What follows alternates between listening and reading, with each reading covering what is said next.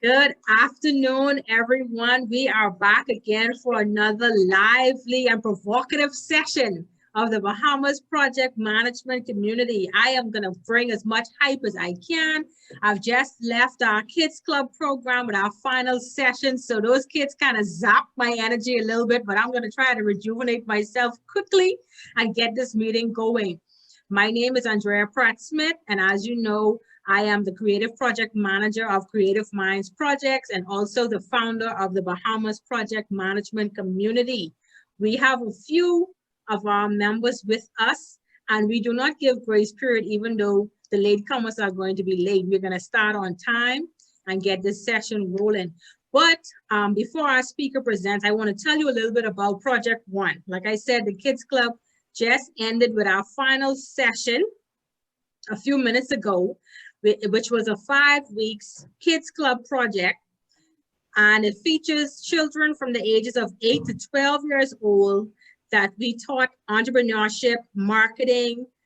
We had a book club session and we also had Spanish. And so on Saturday, we are going to culminate that project with an in-person social. Our sessions were all virtual, but on Saturday, we are going to meet up with these very interesting kids and actually have a chance to socialize with them. We have prizes, we have trophies, we have certificates.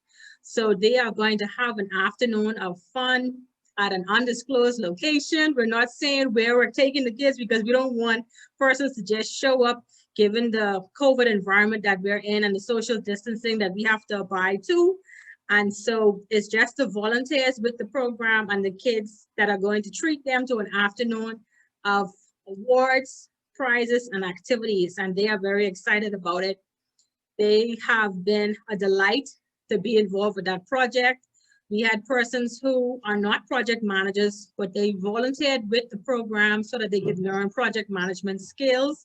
And so now I feel confident that they're able to run their own projects, given the time that they've spent with Project One. Now, we don't have a Project Two on the books as yet, but we're open to suggestions for what we can do for our second project, which we'll probably take on in the beginning of next year. So no pressure, there's time to think about it for Project Two, but we want it to be something where we can bring non-project managers into an environment where they could get training from working hand in hand with actual project managers or Scrum Masters. So it can be a regular project, traditional project, or it can be an Agile project with Scrum Master. So there's the twist. So let me introduce our speaker because I don't need that much time. I don't know if he wants me to spend some more time so we can get more persons in the room. Okay, he's shaking his head no. So let me find his bio. I had to restart my computer. So I just need 1 second to bring that up. Okay, there we go. So our speaker is no stranger to the world of Scrum and Agile. He is none other than, I wish I could say your correct name, but I'm going to stick with Buzi so I don't butcher your name. But Chi, or Buzi as he's known, has a wide overview of Agile processes and business analytics, merged with progressively responsible experience in banking, finance, sales and marketing, product development, healthcare, insurance, business management, change management, and succession planning. He has strong business analytics. He's a strong business analytics professional with a master in business analytics from Grand Canyon University. And he will be presenting today to us on the topic of Agile or agility. What does it truly mean? So without further ado, you're up, Buzi. All right, thank you. Thank you so much, Andre. Hey, first of all, let me say thank you very much to the Creative Minds and the Bahamas Project Group for this opportunity to talk to you all. Folks who knows me, I really get very passionate talking about this, so please keep me honest and tell me when I'm talking fast so I can catch myself and bring myself back. But this is an exciting time to talk about agility now. And I've been driving a crusade since the last 2.5 years. And thank you so much, Andre, for the introduction. I've been driving a crusade for the last 2.5 years on how we can bring agility to non-software development companies and industries. And right about now, it's kind of getting traction now in the agility world now. More recently, I started supporting Scrum Alliance as the Scrum Alliance Coaching Advisor Retreat for Africa and the Middle East.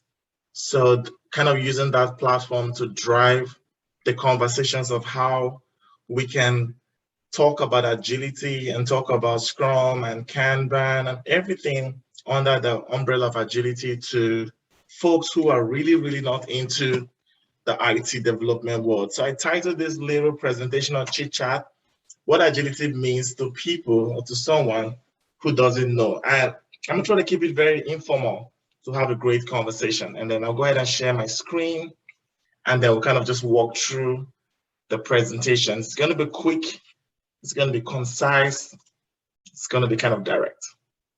So once again, thank you so much for bringing me here. And if we could get like a thumbs up to tell me you can see my screen, that'd be good. Okay, appreciate you. So really, what does agility means to someone who doesn't know? Let's see. I kind of like to start the presentation by, let's make a list. Let's think about it. I know I'm trying as much as possible. I know we don't have too many people here, but let's just think about it. When we think about agility, what are some of those things that we think agility is not? And we think about what agility is all about. What are some of those misconceptions that we think? And in a very short time, we're going to make a comparison. We're going to try to draw some line of distinction with what agility is not versus what agility is. A lot of times in the last 6-7 years, I've been working as a Scrum Master for some of the best companies in the United States. I worked for Wood Forest National Bank, Fidelity Investments, Infosys, SunTrust, PNC Bank. More recently, I worked with Blue Cross Blue Shield of North Carolina here. I've seen a lot of times, there's a lot of misconceptions. And as agilists and project managers, we have an idea of what agility is all about. But the functional managers, the people leads, some of the program managers, they don't know what agility is all about.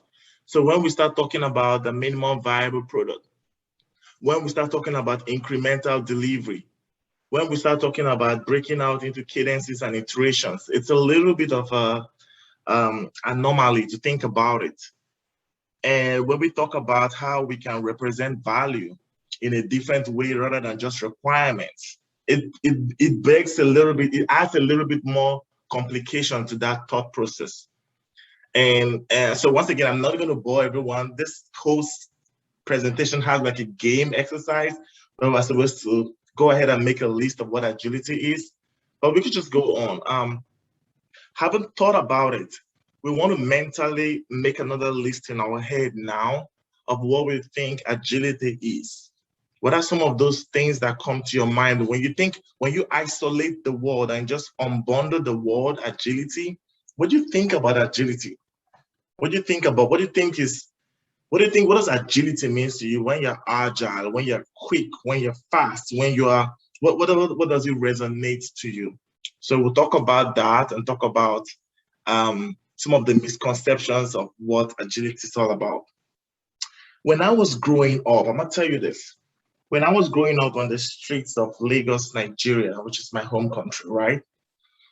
One of the things I learned about this little animal you see over there is the animal is called the cheetah.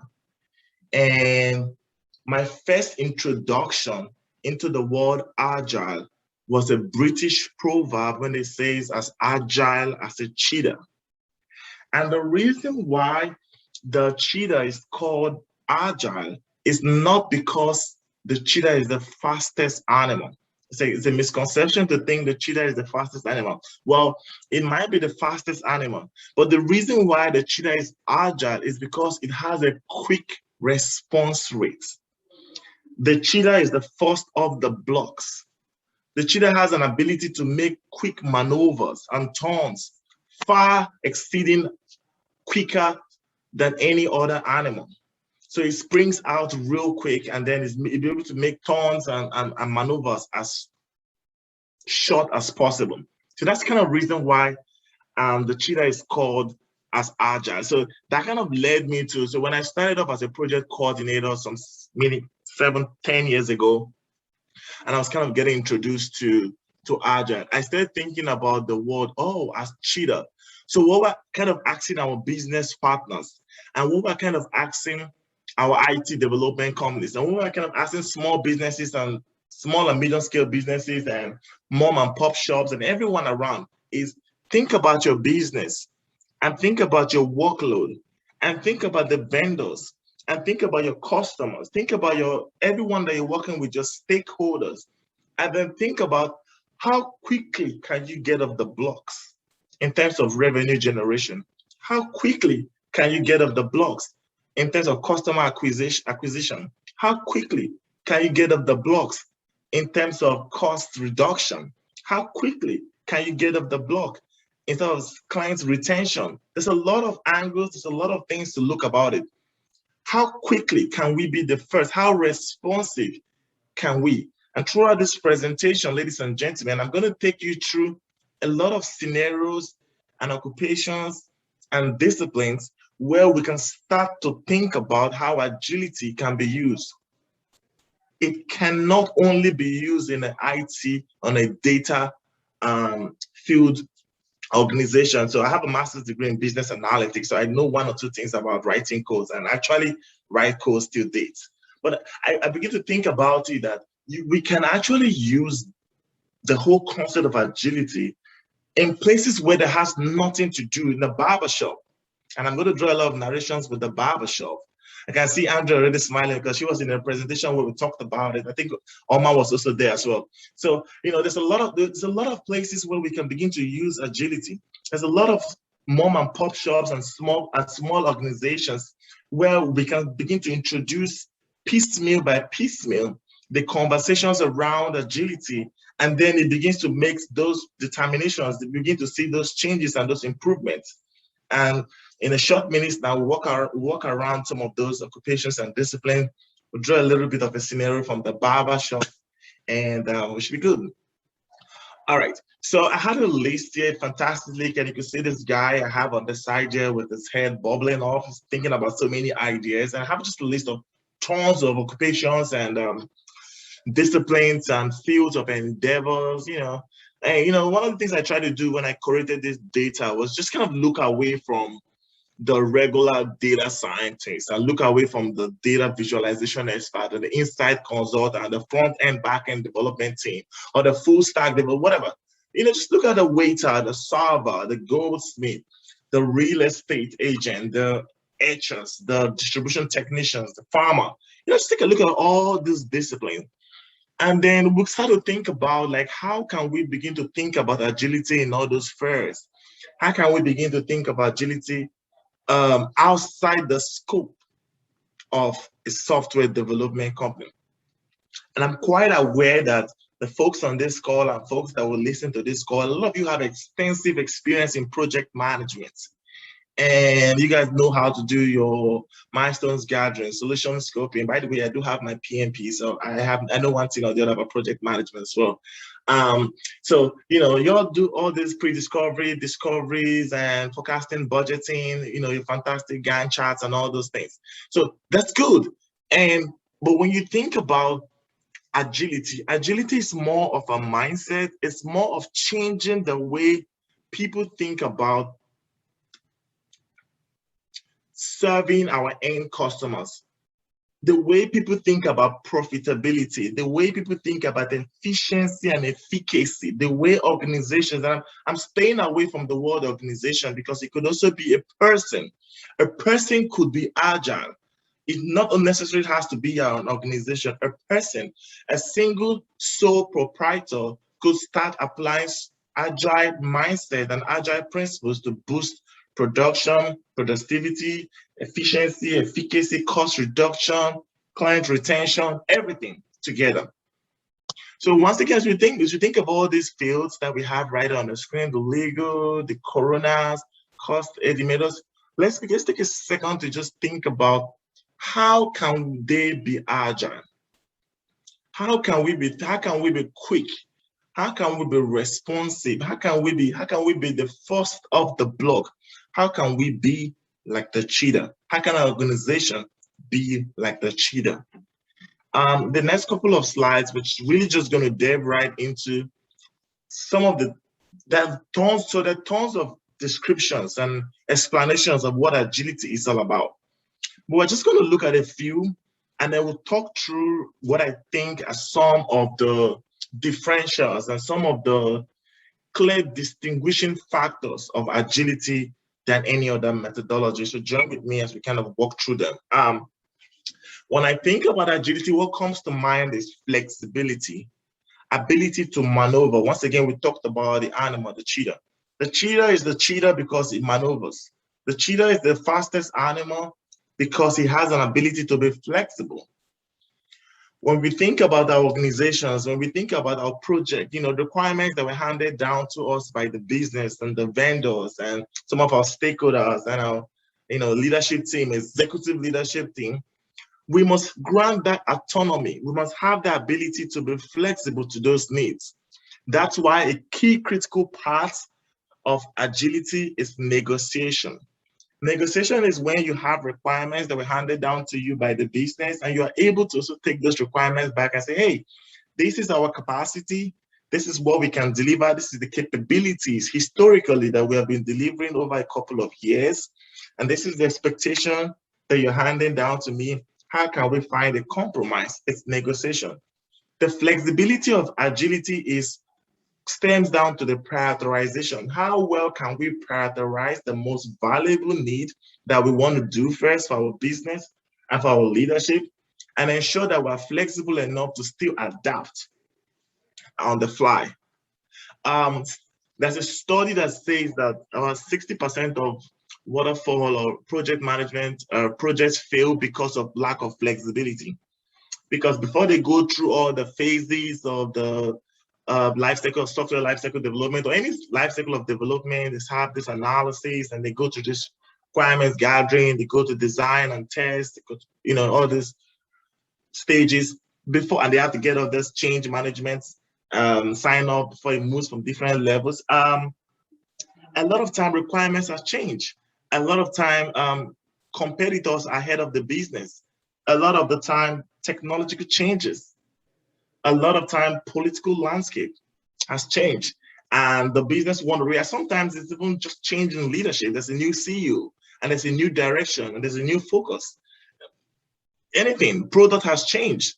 So we want to be flexible. So when we think about agility, we're thinking about, we don't want to be stuck in our ways. We don't want to be so stuck in our ways in such a way that we are not able to shift and adapt.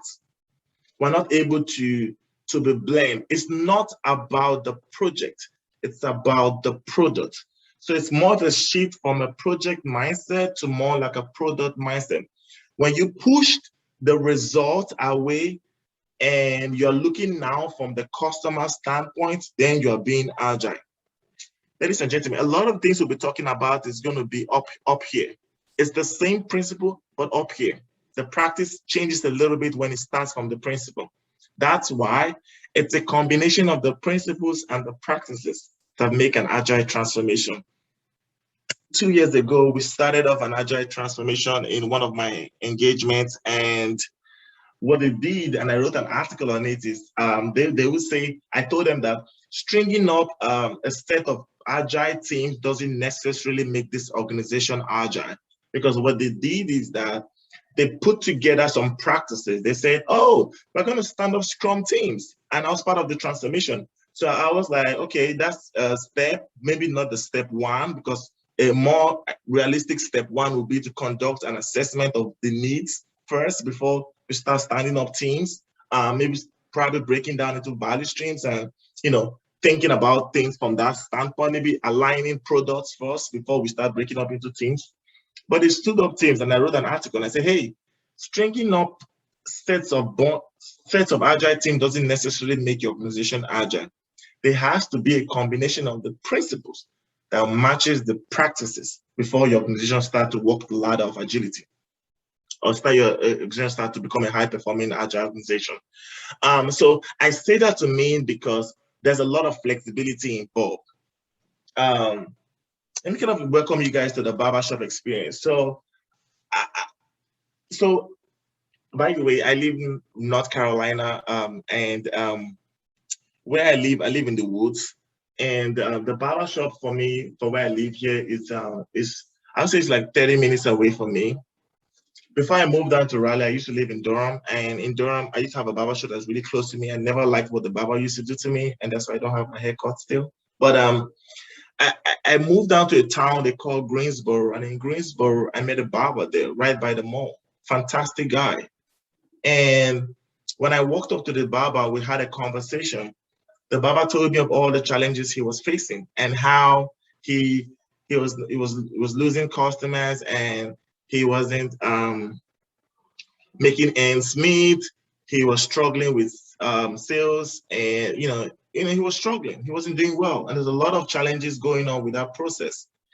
One of the things I encouraged him was that, hey, let's try to do something different. I want you to be flexible. One of the things we talked about was his hours. He had a very weird opening hour. So you open at like 11 a.m. Eastern and then close up like 4. And I asked him why. He said, that's when I think historically people come to the shop. And I said, okay, but we don't know who will want to touch your shop before they go to work. They might want to come cut their hair before they resume at work. Why don't you start opening up early? What are you doing between the morning and 11 o'clock Eastern? And nothing, just sleeping in the bed, because he thinks by 11 o'clock is when people come to the barbershop.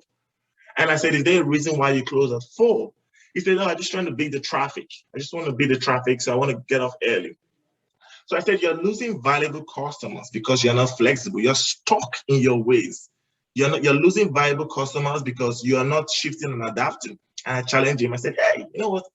Let's tweak your hours a little bit. Maybe start a little bit early, and maybe in the afternoon period, maybe between 11 a.m. and 1 p.m., maybe close off and then stay a little bit longer till like 6 or 7, or maybe 8 or 9, Because a lot of people, when they get off work, they want to have their haircut. And we changed that. And that tremendously, I wouldn't say at the snap of the finger, but that kick-started a change. And we'll look about it in this whole process, that a lot of the little things he did, just having an agile mindset of being flexible, kick-started a new trend in his business profitability. And that's the kind of same concept. We talk with our product owners and our leadership when they talk to us, and when they handle us requirements. We tell them that, hey, we want to be flexible. You handed us these 5 business objectives and all this requirement that you want us to achieve. But if you could prioritize it further and allow the team to be creative based on what they can achieve, we might be able to deliver more. So the concept there is really not being stuck in your ways. Yep. Really not being the growth mindset, really not being stuck in your ways, but just having that ability to shift and adapt and really granting that autonomy. So agility is all about granting that autonomy and allowing people to, and that's why it's called inspect and adapt. For every stage in agility, we inspect and adapt. And that's a crucial milestone called the retrospective. The retrospective is actually a time people stop together, they actually pause. They actually stop and they kind of reflect back on what can we do differently? What have we done over a period of time? What are some of the results and the outcomes that we've achieved over this period of time? And what can we do differently?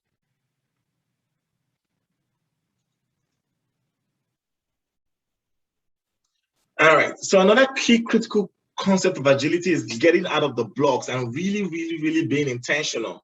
Really intentionally being intentional. I know there's a lot of tautology there, but that's the reality.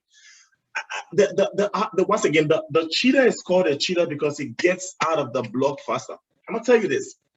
There's a reason why in track and field, why there's a lot of emphasis is given for a 100-meter dash.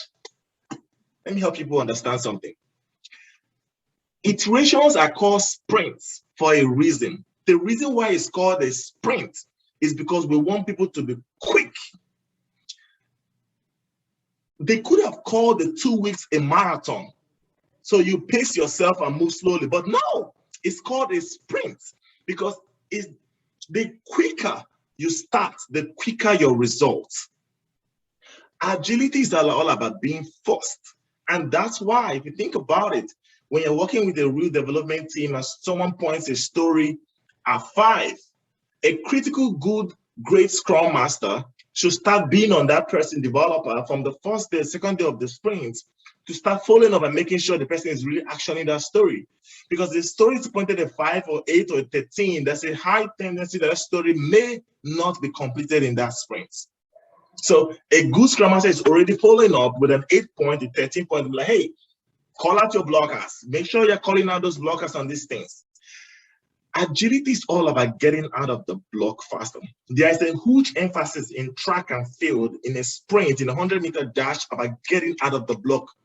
It's critically, there's a study that says, that I'm not sure of the percentage, but a study that says whoever gets out of the block first has a stronger chance of actually winning the sprint because it's just out of the block faster. That's why people miss the gun, people get up and there's a false start, they start again because there's an emphasis on you being quick out of the block. And that's the kind of mindset we want to have as, when we think about agility, when dealing with our project teams, we want to be the first out of the block.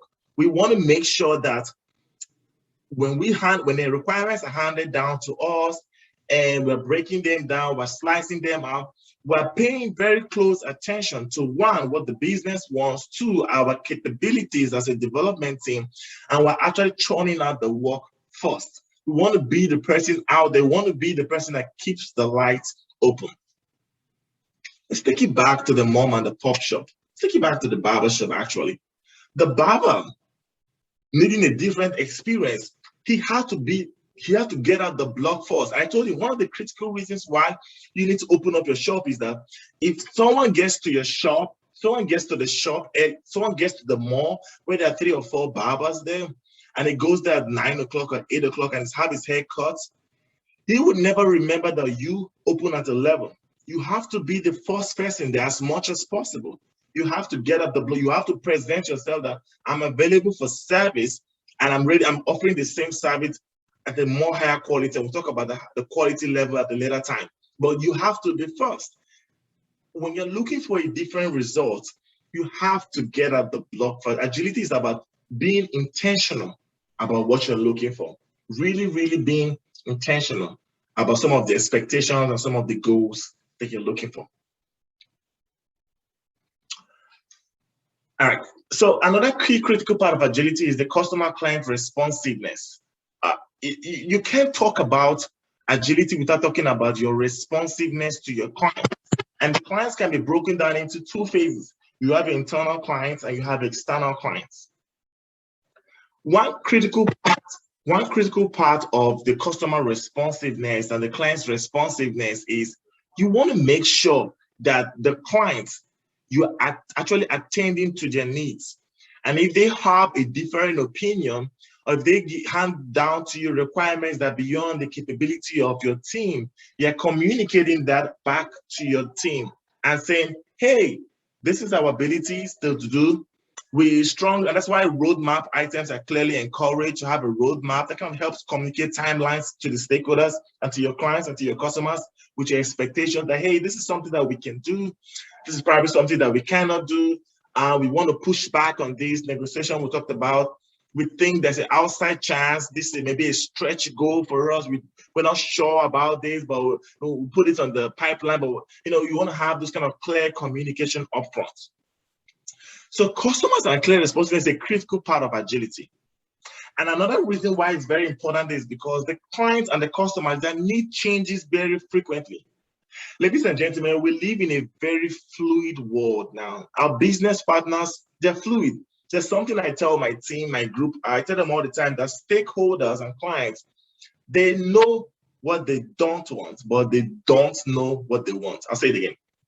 They know what they don't want, but they don't know what they want. So if you walk up to your stakeholders and be like, hey, give us this requirement, they'll probably say, I don't know what to give you. But then the moment you put out an inferior substandard product out there, requirement out there, they'll be like, no, we don't want this. So if you give them something bad, they will definitely kick your ass and get back to you like, we don't want this. But when you come and say, give us information, give us the foundation to work with, go ahead and put a prototype. Go ahead and do something. And my stakeholders at Infosys always tell me, go ahead and go with your team and build something, and then we want to react to it. And the hardest part of that conversation is that I have to go back to the team, and then we put up a solution, and then when we demo it out in a review, we get mixed reaction, and then it rubs off badly on the team, because if they had given them requirement, they know what to build at, but because you didn't provide the requirement, they built out what they could build at, and then you're turning it down. So that's not good enough. But that's the reality of the world that we live now. We have to be very responsive to our customers. And let me just take it back a little bit to the mom and the pop shop and to the barber shop for this instance. So in the quest for us driving a new outcome for this barber shop, I said, hey, I'm cutting my hair here now, but what I like to do is that I like to drink when I'm here. I like to drink. And he listened to me. And then when I got back to the shop, he had a full wine bar. He had Moscatos, and my favorite drink is red Moscato. So he had Moscatos, he had tequilas, he had rum, he had whiskey, he had beers. He had a whole bar in his shop, and then you could drink. I thought that was remarkable because he listened to me. I am his customer. Now, we're not talking about data now. We're not talking about writing codes. He just listened to his customer. I was his customer. I said I wanted to drink whenever I'm here. And he provided a whole bar. And I had multiple selections. I'm not going back there to be drinking all the time and finishing his bar because I'm having a $30 haircut. But the point is that he listened to me. He had an idea of what his customers and how responsive his customers could be, and he really provided that service. So a lot of the times when we think about agility is all about having that frequent guardrails and stop gates where we're actually pausing to listen to our customers. And that's kind of the differentiating factor with project management. In project management, you have to finish a life cycle of development before you switch for information. You have to go through your analysis and requirements, and you get your change management sign-off, and then you interface with the stakeholders and they vet it. And then you go to test, design and test, or design and coding, and then you guys write out all the codes and then you plug into the master branch, and then you get your technical lead sign-off, and then you go to the stakeholder. It takes a bit of time. A lot of things could have happened within that period of time. In agility, we're talking about frequent interaction. When we churn out just a 2 weeks layer set of codes, we want to be able to demo it. We want to be able to present it to the end users. And that's why I have a problem with organizations who kind of sever the customers away from the Scrum team. Because the Scrum team should be demoing to the customer, not to some management team. But a lot of the case, they demo to some internal management team. Wrong. Agility gone wrong. That's a good topic to write about. Agility gone wrong. So, that's not good enough. You actually should be demoing to the right customer, the end user. That's why you have user stories. User stories are written with the users in mind. You should actually be presenting those to the users, not to some managers who will eventually take it down to the users.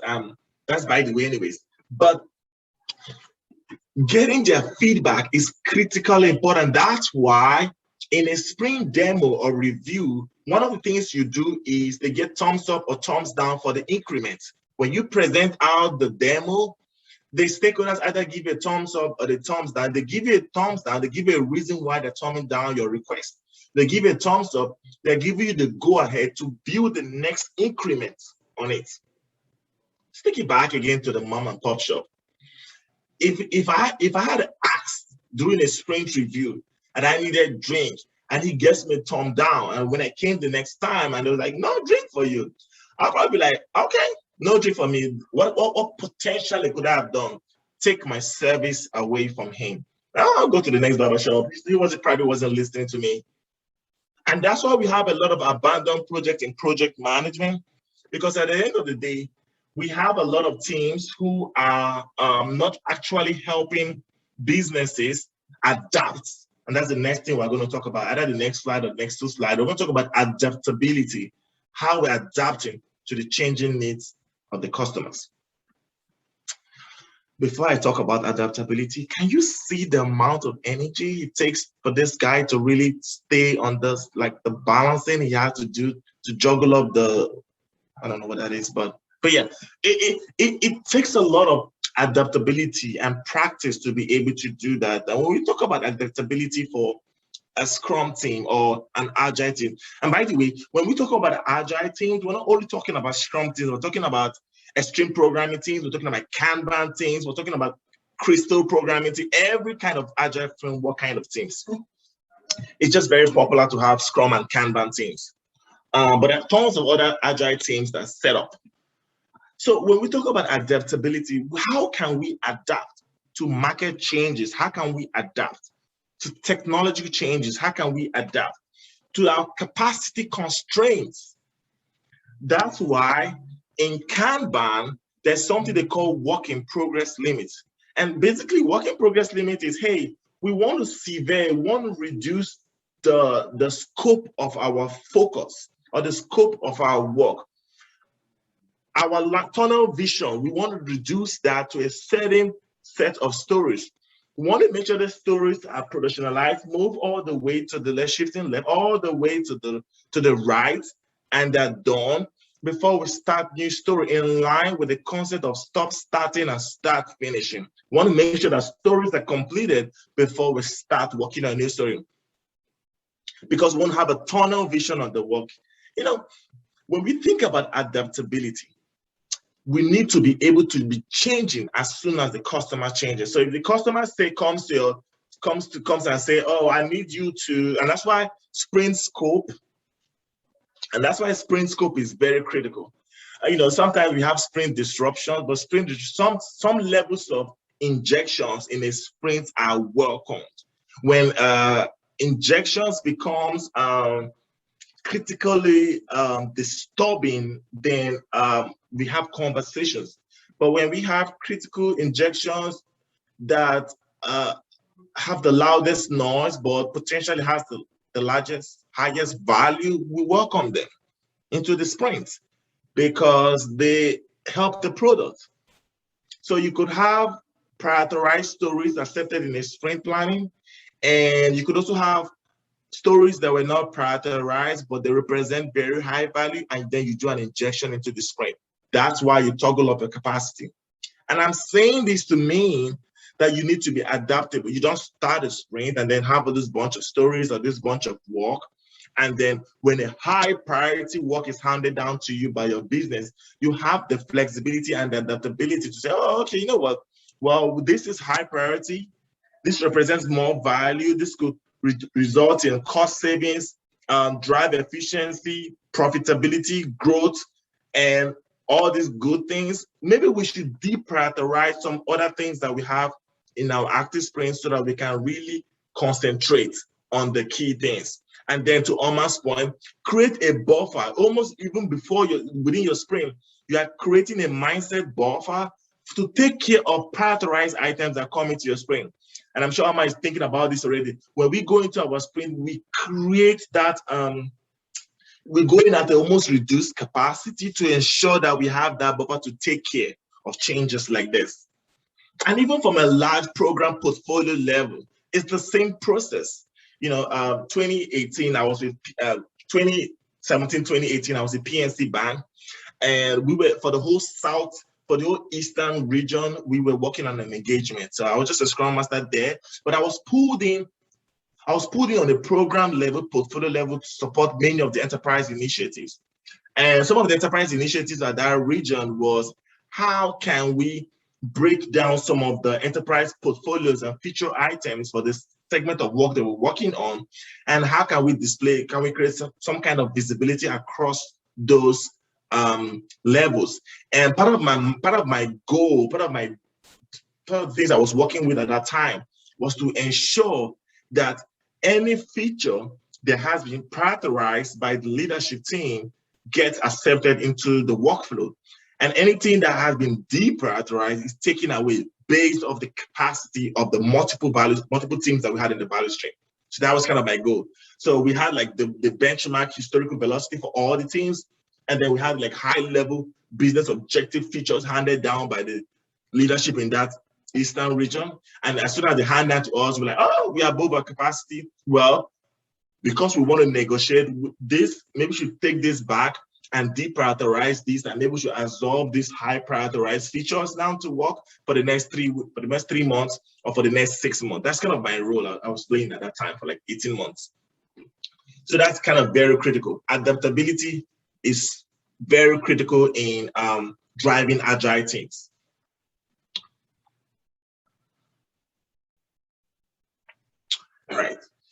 All right, so another critical thing when we talk about agility is about we're looking out for new experiences. So let me start from the barbershop. So one of the things I did at the barbershop is that let's try something new. You are looking for, there's a proverb that says you can't keep doing the same thing and expect the same result on and on. You want to do something different to get a different kind of outcome and different kind of result. So if you're going to be opening your shop at 11 and closing at 4, you're probably not going to make any profit on your barbershop. You got to look for a new experience. You got to be ready to throw your hands into the fire. I mean, not literally throw your hands to the fire, but you got to be ready to do something different.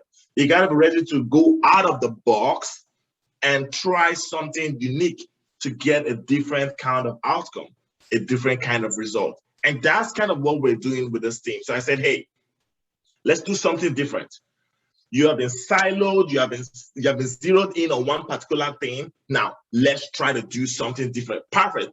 The definition of insanity is doing the same thing over and over and again and expecting a different result. You're not going to get a different result. You have to do something different to get a different outcome.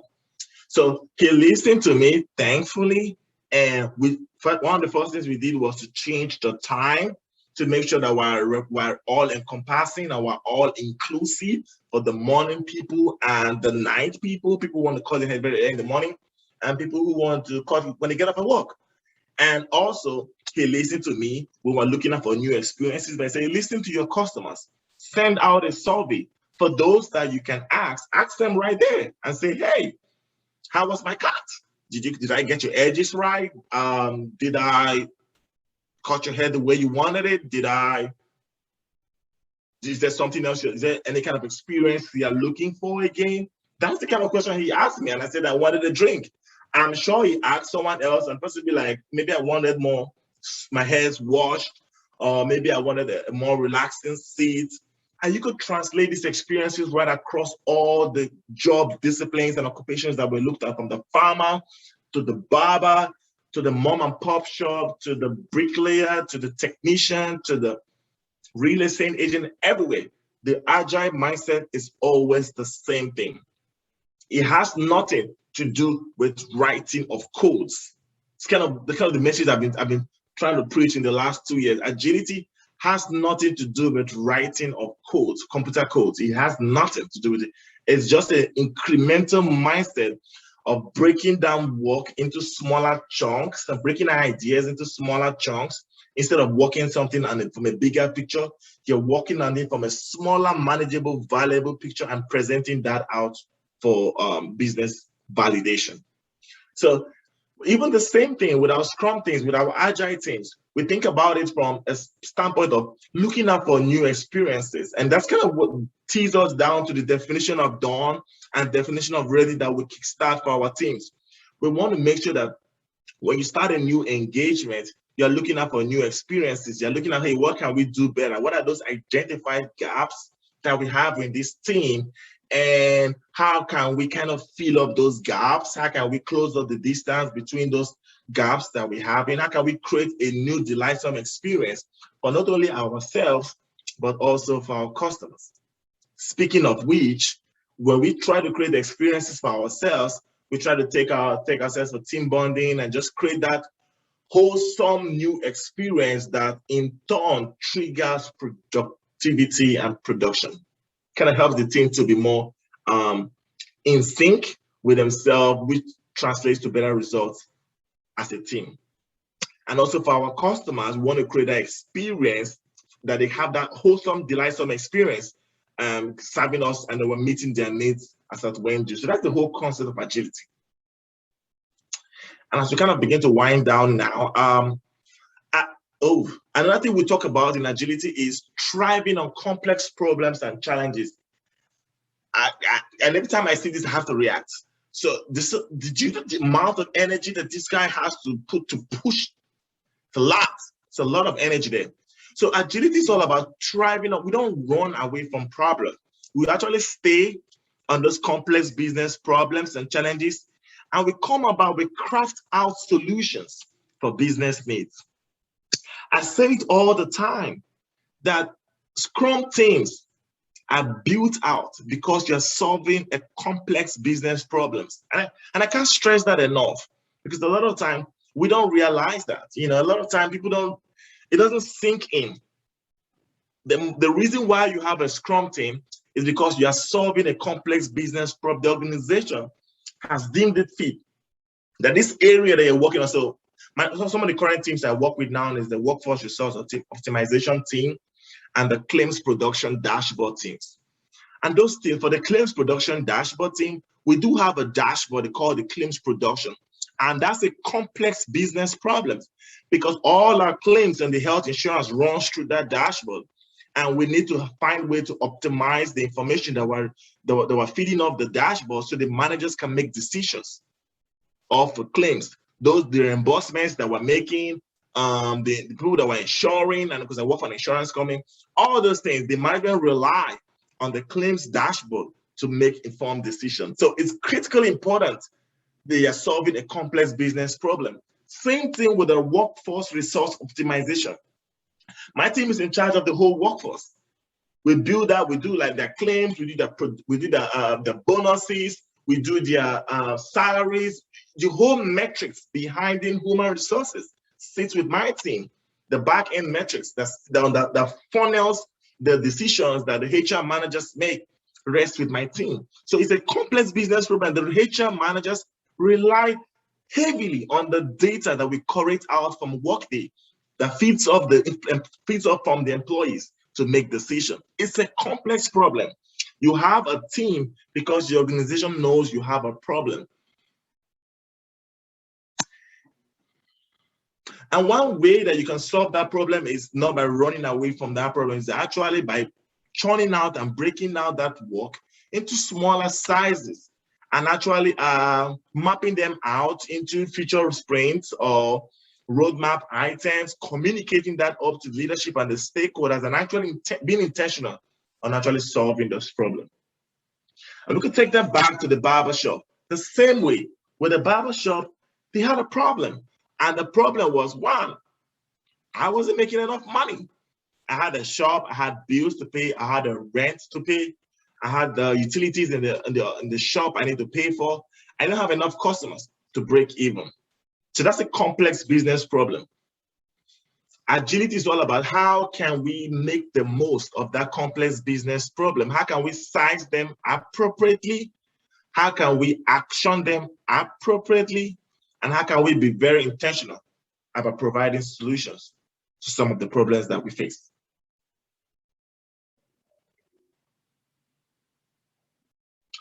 All right. Another thing again is when we talk about agility, we talk about enjoy making sense out of the different experiences that they encounter. So we go through different challenges, we go through different experiences, and we talk about how can we make sense out of the different experiences. And I have this diagram here that I created out from 12insights.org, and it kind of makes sense. If you think about it, this is reason 1, reason 2, and reason 3. The intersections between the reasonings is a thinking process and a feeling process. Right in between the thinking and the feeling It's a understanding. And that intersection, the understanding is hinged upon everyone's belief. But intersection between our understanding, which is a fallout of our thinking, and what we feel is the sense. It's the sense. So what we think about, what we feel about, the middle part of it is an understanding. But mind you, our understanding has nothing to do with things that were believed in, with things that we hold on to, the truths that we've held on to for so long. So where our understanding meets with the beliefs is the valuable point. And that's kind of where we want all our businesses to get to. What makes the most sense? And if you think about the mom and pop shop, if you listen to the customer says, oh, I want to drink. And then he thinks about it. If I put like bottles, if I put like a little wine bar here, what if I just have a customer that just turns up all the bottles and just keeps drinking cup to cup? He's thinking. That's a thought process. That has no sense. If he stops there at that thinking, he hasn't achieved the sense he's looking for. He just thought about it that, oh, I'm just going to have people just come to my barber shop and just keeps emptying all my drink into and be drinking. But that's just your thought. No one has done that yet. It's your thought. Oh, and maybe that may be what you was feeling too. So in between the thought and the feeling is that understanding that he has. And maybe the belief he has also is that, oh, you know what? Everyone is a drunkard. But also another part of the belief is that no one cares about your drink. It's just a fantastic thing to have. And maybe the belief could also be that everybody is just really mindful of you and no one is just going to go there and be having a full glass. We're just going to have one glass and that's it. You know, so the sense about it is for our businesses and even for our customers, we need to help them. Agility is all about helping people correct out the right sense out of their thoughts, out of their beliefs, out of their feelings to make out a shared kind of understanding. And I know it might be so abstract now, but that's kind of the things we talk about with Agile transformation. Those are kind of things leadership listen to when they're talking about when we try to go through Agile transformations.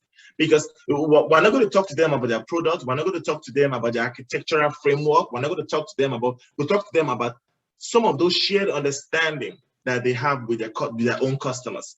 When their customers present what they need, what are some of their thought processes that they have versus what are some of their old existing patterns and processes that they have, and what are some of their current challenges that they're facing. When we marry all of them together, we begin to bring out the sense. We begin to say, oh, this is what makes sense for this organization at this point in time. We give feedback, we give encouragement that, hey, this is the kind of pathway we recommend this organization or this person to go at this time. So agility is all about making sense out of the different experiences that everyone encounters. Everyone has tons of different experiences that they go through. The mom and pop shop, I remember telling him about the drink and exactly what I just said. He was like, oh, I don't know whether that's the right pattern. I don't know whether that's the right thing. But if I thought about me wanting to have a drink when I come to the barbing salon, you could sure bet that someone else had a thought that he wants to have a drink to, or maybe wants something else again. So you could always do that, and then you could measure. You could always pause, inspect, and adapt as true agilists, and then make a decision. Like, oh, is this the right path? You could make a turn away. You could change direction. You could do something different. But you have to, number one, look out for that new experience, and then try to make sense out of the different experiences that they encounter. And if we kind of take it to a data team, it's kind of the same way we talk about agility with data teams, because they face challenges too. They face prioritization issues. They face issues with just blockers, organizational blockers. But we have to make the sense out of all the different experiences. Sometimes they have issues with resources in the team, resources at loggerheads with themselves. Sometimes we have material resources as a constraint too. We have to make sense out of all the different experiences and try to correlate it and come to some kind of sense after we have uncovered the understanding and some of the beliefs that they all have. I think this is one of the last slides I have. This is all about sustainability. Sustainability has, agility has a lot to do with repetition. So I'll say this real quick. No one owes us anything.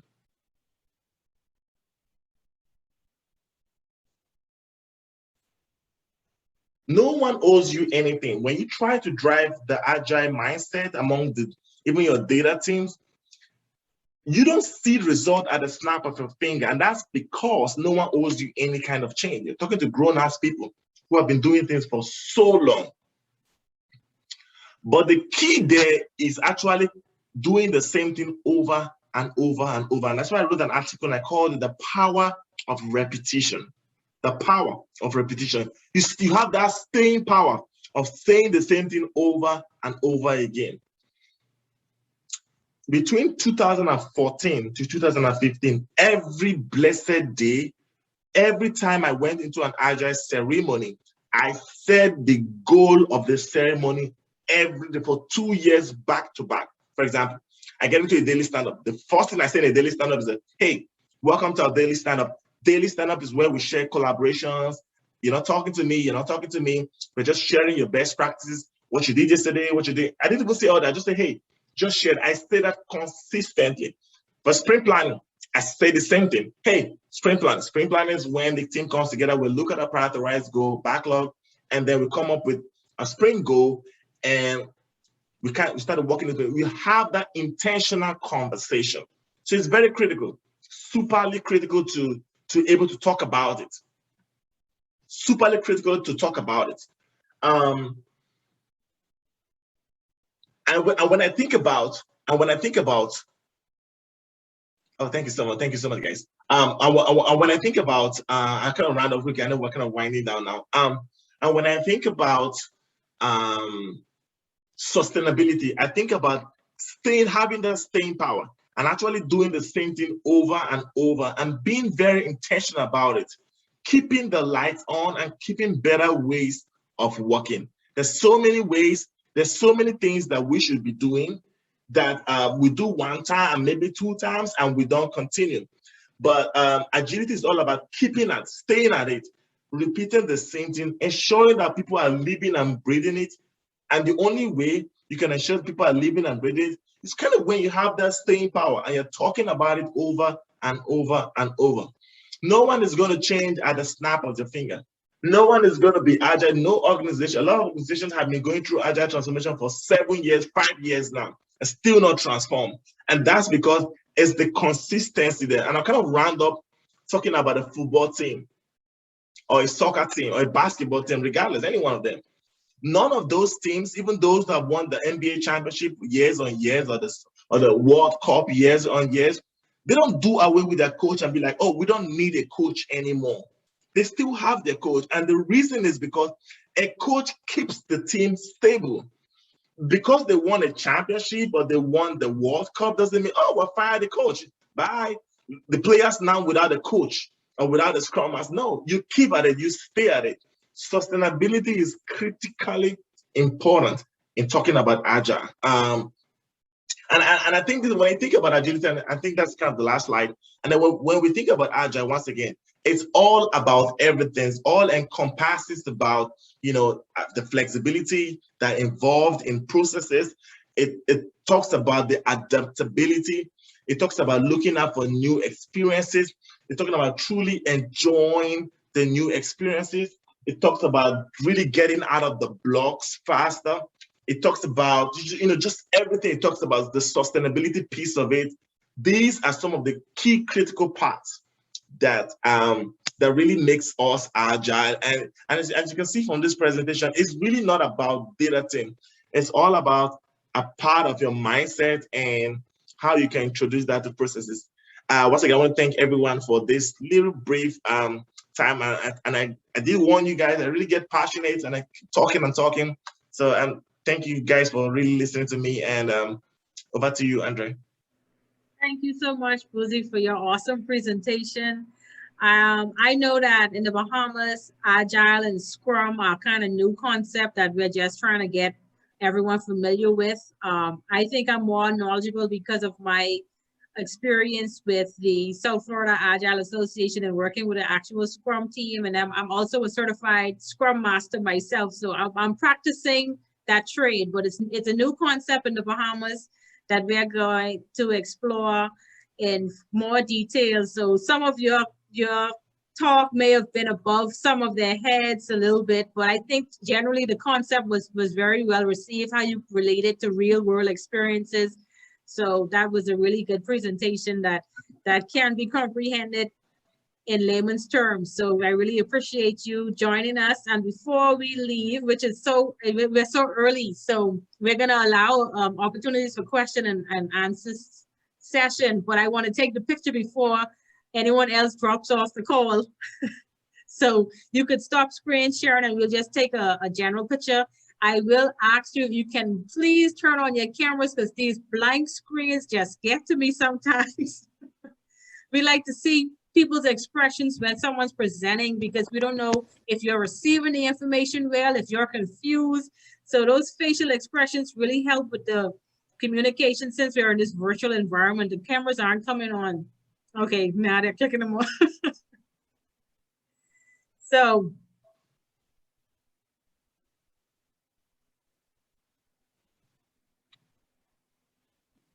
if any of you are interested in learning more about Scrum and Agile and being a Scrum Master, Buzi has a meetup not every Sunday, bi-weekly on Sundays from 2 to 4. Buzi, do you have a link you could drop in the chat or? I don't have it handy now, but I could send it to you, Andre. Okay, once you send me the link, I'll post it in our broadcast. So I guess no one else wants to turn on their camera for the picture. We should just take it and go. We normally do a little gesture or whatever. So I'm gonna ask Markman, based on the conversation with Buzi, what kind of expression do you think we should do for our photo? Hey, a little bit of warning. The photo is posted on our social media platforms. Hey, now they really can turn off the cameras now, right? Like, no. Let's go, Marklin. What you feeling? You're mute. You're still muted.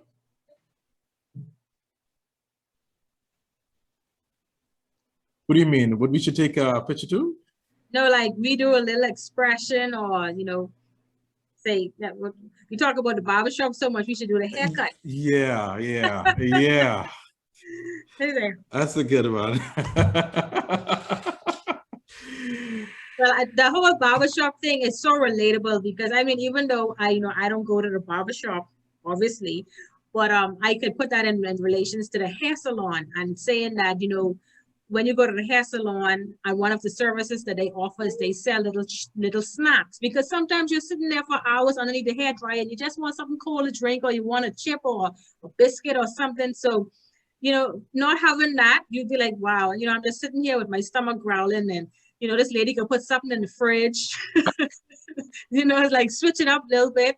We wouldn't say we want to booze in the salon because I don't think they sell booze in the hair salon. So whatever barbershop that is Buzi going to, that's a real step up. I don't know if any barbershops in the Bahamas sell alcoholic beverages. Y'all can let me know, but I think that's just a North Carolina thing. So let's go. I don't think no more cameras coming on. So we'll do that. Ready? Oh, Jackie just rolled back in. Jackie just rolled back in the picture just now. Okay, so now we can go on to questions and answers. Does anyone have any questions? Feel free, open the mic. I just want to say thank you so much. I know I came on, my apologies, coming on a little bit late. This, like Andrea mentioned, this is new to me, but the information that I heard was very informative. Definitely something that I want to learn a lot more about, especially as it relates to my job. I am the PMER officer. That's planning, monitoring, evaluating, and reporting for the Bahamas Red Cross. And I see a lot of the things that you shared can be so helpful and just in everyday life, working on a lot of different projects and being involved in a lot of various things. I also do events. So I could relate to some of the things that you shared and definitely want to learn a lot more about it. So thank you very much. Absolutely. Thank you. Any questions? So that was a statement. That's a powerful statement for that matter. Yes, it is. Yeah, that was fun. All right, Marquin. so let me go for it. Let me throw one at you, Buzi. It sounds like you have a resume of a lot of different companies that you've worked for. So here's a question for you. If you were looking at a new opportunity in your position, right? Also in the IT sector, other than salary, if you had to come up with 3 qualities that you'd consider to be important by a company that's trying to hire you, what would they be? From a company standpoint, so right now? No, from a standpoint of a company that wants to hire you. Yeah, so right now I'm at a fantastic place. Just from an experience standpoint now, and I'm very picky with organizations I work with, honestly. That's why I asked. I'm just being honest. I'm super picky now. And that's just because of years I put in, like literally have put in. And Andre knows my community of practice. This is no joke. It's a ton of people that come to listen to me every 2 weeks. So I'm picking now with places I work with. You have to, not just money, you have to have, you know, the organizational chaos that happen. I don't do well with organizational chaos again. You have to have a defined process now for me to join. I say, whether it's a Scrum Master or a coach, or you have to have someone I have worked with. And I'm really being selfish now. That's not the criteria anyone should look out for, but that's where I am right now. I have to have someone I've worked with there that if I'm not reporting to the person, is kind of senior to me. That kind of helps me cascade some of my decisions and my communicate to leadership better than just walking into an organization green off the bat. Other than that, it's money. Other than that, I go for the biggest bucks. And in the industry, I look for the organization that's going to pay me the highest. And you have to pay me something interesting for me to work for you. Okay, so let's transition into that conversation. In your experience, what would you say would be the average salary right now for a Scrum Master? In the United States? Yes. The average salary for United States is probably like $55 an hour. Okay, just to make sure everyone heard him correctly, I think he said $55 an hour. Yes, $55 US an hour. Okay. And it can go up to how much you think? Oh, it could go up to 100. It could go up to 120. It could go up to $150 an hour.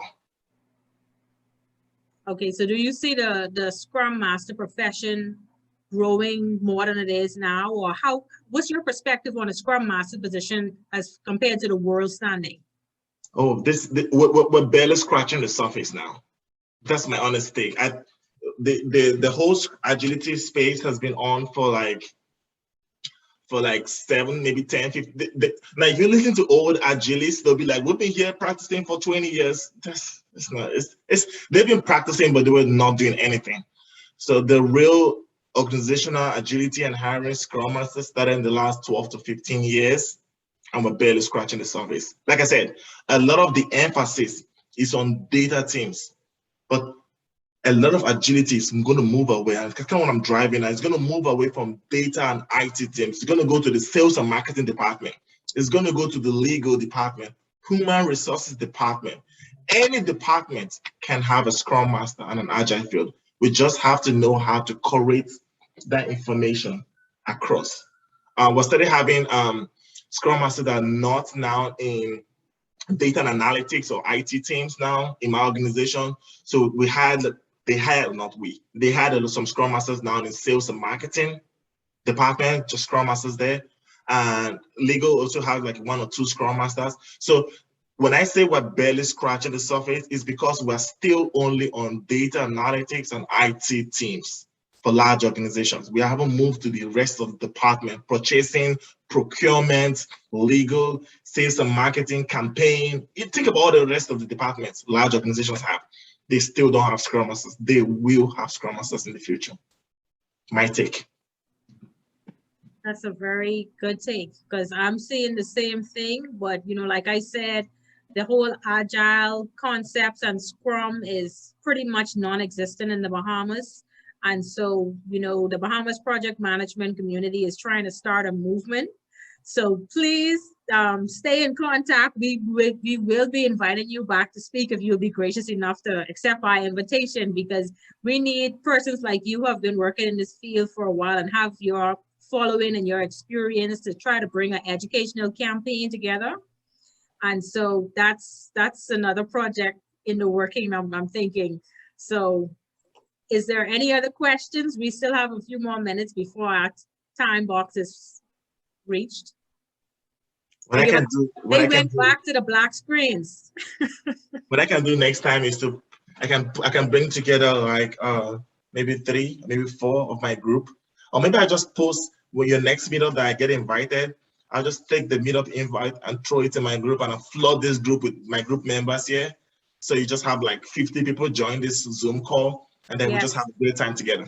That would be great, but our limit is 100. So I know your groups are very big. I've sat in on a few of them, and I think there was like 60 plus. So, don't overrun our little meetup. We just a little meetup right now, but we will gladly accept everyone from your side of the world and try to come together and shed some light on Agile and Scrum and the whole Scrum Master concepts. But as you know, we are actually doing our first Agile certification at the end of this month. And so we had a few persons who signed up to become certified Scrum Masters. So that's our first offering, but I'm hoping that we can offer it every few months along with other Agile certifications, just to get persons more familiar with the certifications that are out there. It's not only the Project Management Institute and the certifications that organization offers. There's a lot of other organizations out there that have certifications, the Scrum Alliance, the Agile Association, scrum.org, and it's a different way of doing projects. And Scrum is just one of the frameworks on the whole umbrella of Agile methodology. So it's a lot more. We have Kanban, Lean, Safe, and I don't want to flood the community with what I want. That's why I put that little survey in there. I want the community to tell me what they want, because if they leave it up to me, I will bring stuff that's kind of high level and not to the level that they would find value in. So please communicate with our survey. That is our way to kind of inspect and adapt our meetups and our processes so we can make sure that we're delivering the most value to the majority of our supporters and members and followers. So Buzi, I will be sending you an email to see how soon we can get you back on the calendar. So look out for that. And we really appreciate you spending this time with us. Is there any more questions? We actually have 15 minutes before we officially end. Marquin, I know you have another question.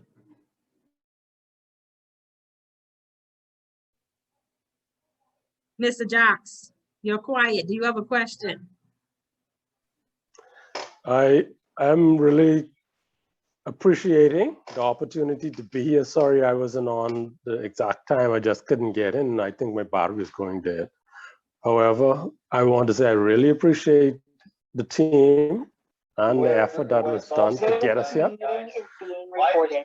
And the energy that we need to exert to become professionals at the top level, I think it will be rewarded at some point. So I don't want you to give up, and I don't want you to give up on us. That's my comment to you.